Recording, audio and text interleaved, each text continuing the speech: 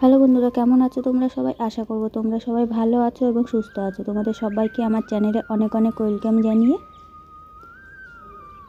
ভোর 6টার সময় নতুন একটা দিন শুরু হলো আর নতুন একটা বেঙ্গলি ব্লগ ভিডিও নিয়ে আমি আবার চলে আসলাম। আশা করব আজকের ভিডিওটা তোমাদের প্রত্যেকের ভালো লাগবে। ভিডিওটা ভালো লাগলে অবশ্যই ভিডিওতে লাইক সাবস্ক্রাইব করে আমার পাশে থেকো আর অনেক ভালোবাসা নিও।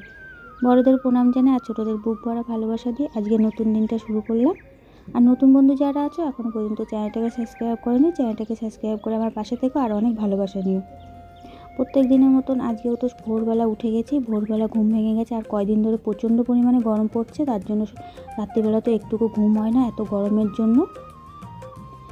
তা সকালবেলা ঘুম ভেঙে গেছে, তা ভাবলাম তাহলে আর সকালবেলা উঠে যাই, উঠে কাজ করি। আর এদিকে তো সকালবেলা এখনও পর্যন্ত জল আসেনি, যেহেতু আমাদের জল আসে 6:30টার সময়, তার জন্য আমি ভাবলাম তাহলে বাকি যে কাজগুলো আছে সেগুলো সেরে ফেলি। আর এদিকে ঘরটা ঝাড় দিয়ে একবারে উঠোনটাও ঝাড় দিয়ে ফেলছি, চাতালটা ঝাড় দিয়ে পরিষ্কার করে ফেললাম।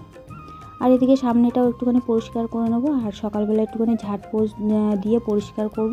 জল আসলে পরে জামা কাপড় বের করা আছে আর বাসনগুলো বের করব, রান্নাঘরের থেকে বাসন বের করা হয়নি।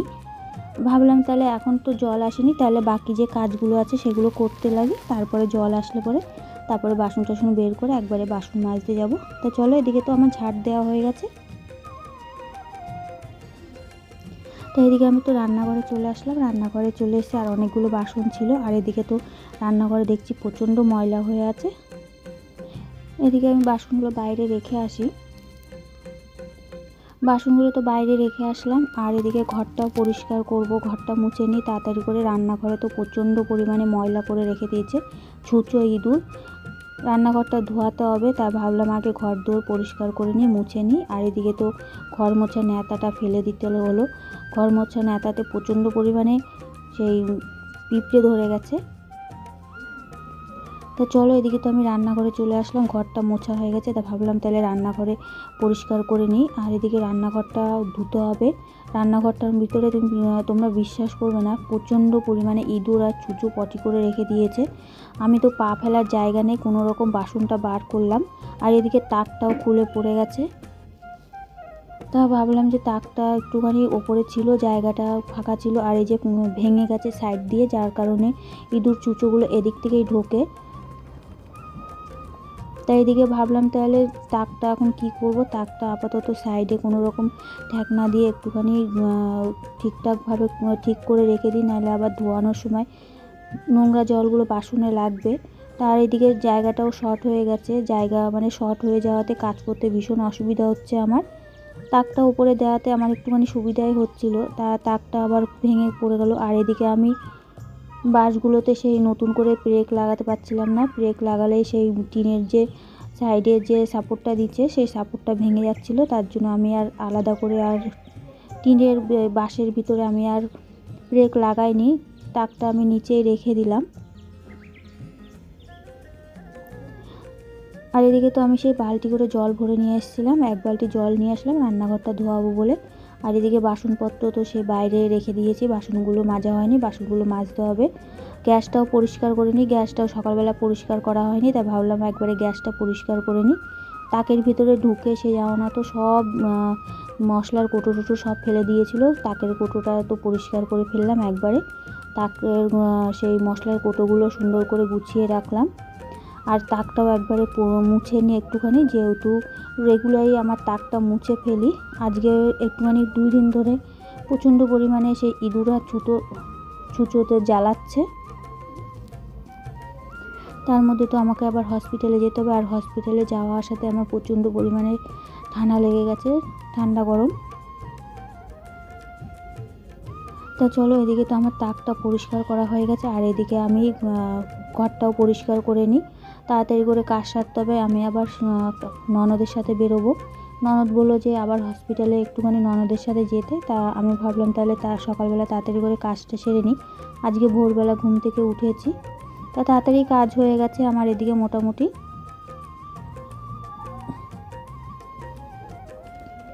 তো চলো, একবারে আমি ঝাঁটা দিয়ে একদম সুন্দর করে ঝাড় দিয়ে দিচ্ছি। আর যেহেতু আমাদের এই বারান্দাটা ভেঙে গেছিলো আর চাতালটা একটুখানি কালো হয়ে গেছে, এই কালো দাগগুলো আমি অনেক চেষ্টা করেছি ওঠানোর, কিন্তু উঠতে চায় না। তা চলো আমার রান্নাঘর পরিষ্কার করা হয়ে গেছে, একটু শুকালে পরে। তাই এদিকে আমি আবার রান্নাঘরটা শুকানোর জন্য দিয়ে আসলাম। আর এদিকে আমি চাতালটায় যেহেতু বাসনগুলো মেজে আমি ঘরে রেখে আসলাম, এর মধ্যে বাসনগুলো আমি বাইরে ছিল, আর চাতালটা একটুখানি ঝাড় দিয়ে ফেলি। এই জায়গাটা ভাত পড়েছিল, একবারে ভাবলাম তাহলে চাতালটাও ঝাড় দিয়ে ফেলি। আর সকালবেলা একটুখানি বা একটু একটু দেখলে পরে তোমাদের দাদাভাই একটুখানি খিটখিট করে। তা চলো আমার চাতালটা পরিষ্কার করা হয়ে গেছে। তো চাতাল পরিষ্কার করে আমি এখন কিছু জামা কাপড় ছিল, সেই জামা কাপড়গুলো কালকে রাত্রিবেলা আমি হসপিটালে যাওয়ার আগে সকালবেলা আমি কেচে একদম মেলে দিয়ে গেছিলাম। তা তোমাদের দাদা ভাই কেউ তোলেনি, আমার ছেলে ছিল কেউ তোলেনি। আজকে সকালবেলা আবার সেই জামা কাপড়গুলো আমাকে কাচতে হচ্ছে। কি বলবো, আবার নতুন করে ভাবলাম তাহলে অল্প একটু সার্ফ দিয়ে কেচে দিই। তার জন্য জামা কাপড়গুলো সব ভিজিয়ে দিলাম, আর এখন কাচবো। কেচে একবারে চান করে নেব, সকালবেলা পুজোটাও দেবো বলে।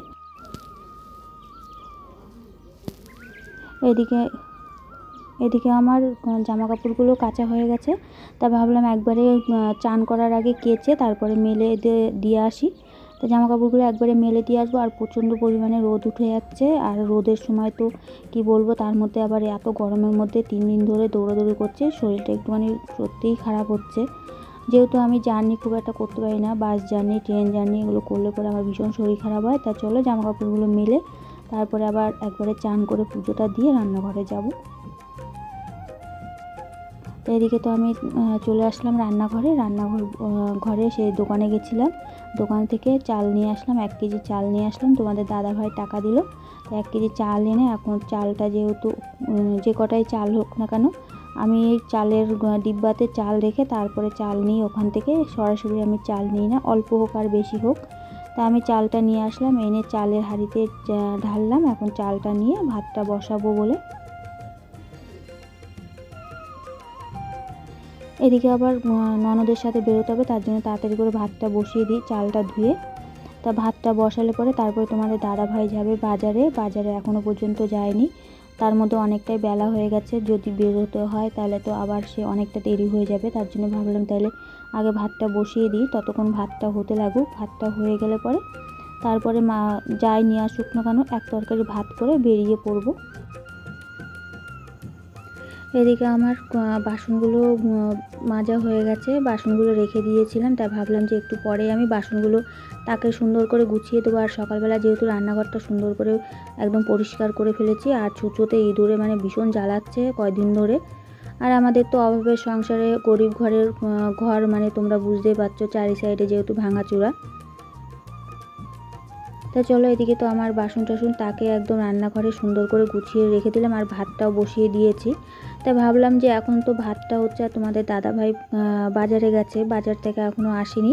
আর হাতের শাঁখাটা সেই প্রচণ্ড পরিমাণে নোংরা হয়েছিল, ঘরে একজোড়া শাঁখা ছিল, মা দিচ্ছিল। তাই ভাবলাম ওই শাঁখাটা পরে নিই, আর এই শাঁখাটা আজকে ধুয়ে দেবো। তার জন্য খুলে একদম সুন্দর করে পরিষ্কার করে নিচ্ছি সার্ফের জলে। আর কি বলতো, সার্ফের জলে আধ ঘন্টা আগে ধুয়ে মানে ভিজিয়ে রাখলে তারপরে একটুখানি ব্রাশ দিয়ে পরিষ্কার করলে একদম পরিষ্কার হয়ে যায়। আর যেহেতু আমার মা 1 জোড়া শাঁখা দিয়েছিলো, এর জন্য এটা আমি খুলে ধুয়ে দিলাম, আর দেখো পরিষ্কার হয়ে গেল। তো চলো এদিকে তো আমার সেই সংসারের সমস্ত কাজ হয়ে গেছে, ভাতটাও হয়ে গেছে মোটামুটি। আর ঘরটা পরিষ্কার করতে আমি চলে আসলাম। এদিকে ঘরটা যেহেতু পরিষ্কার করা হয়নি, আর এদিকে তো মানে কি বলবো, ঘরের ভিতরে প্রচণ্ড পরিমাণে গরম বেড়ে গেছে এখন। আর বড় ছেলে উঠে গেছে, অনেকটাই বেলা হয়ে গেছে, এখন বেলা 12টা বাজে। তার মধ্যে তো রান্নাটাও কমপ্লিট করতে হবে, ননদের সাথে বেরোতে হবে। তাই ভাবলাম তাহলে আগে ঘরটা পরিষ্কার করে নিই, ঘরটা পরিষ্কার করে তারপরে বাকি যে রান্নাটা আছে সেটা করব। আর এদিকে আমার বিছানাটাও মানে প্রচণ্ড পরিমাণে গরম হয়ে গেছে দুপুরবেলা, মানে কি বলবো, দুপুরবেলা তো এই ঘরে থাকাই যায় না। তোমাদের দাদাভাই ওই ঘরে সে পাখাটা ঠিক করে দিয়েছে, ওই ঘরে বড় ছেলে চলে গেছে, বিছানা করে দিলাম ওই ঘরে নিচে। আর এই ঘরটা পরিষ্কার করে নিচ্ছি আমি। তো এইদিকে তোমাদের দাদাভাই বাজার থেকে চলে এসে মাংসটা ধুয়ে দিয়ে গেল, আর অল্প একটু মাংস ভাজা করলাম। মাংসটা ভাজা করে এখন বড় ছেলেকে দুটো ভাত খাইয়ে দেবো। যেহেতু বড় ছেলে মাংস ভাজা করে মানে ভাজা টাজা করে দিলে পরে ওকে যদি দুটো ভাত খাওয়া দেওয়া যায় তাহলে ও ভাত খেয়ে নেয়। তোমরা হয়তো কমেন্টে বলতেই পারো যে তোমার অত বড় ছেলে তোমার ভাত খাইয়ে দিতে হয় কেন, অনেকে চেনা জানা যারা আছে, অত বড় ছেলে তোমার ভাত খাওয়া দিতে হয় কিসের জন্য।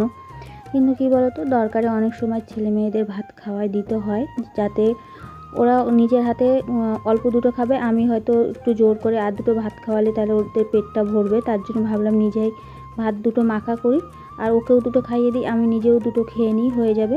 আর এদিকে মাংসটাও বসাতে হবে। তা চলো, আর মাংসটা তোমাদের আমি আর রান্না করা দেখালাম না, অনেকটাই টাইম হয়ে গেছে, এর মধ্যে বেরোতে হবে, অনেক বেলা হয়ে গেছে, এখন 2টো বেজে গেছে, জলটাও চলে গেছে।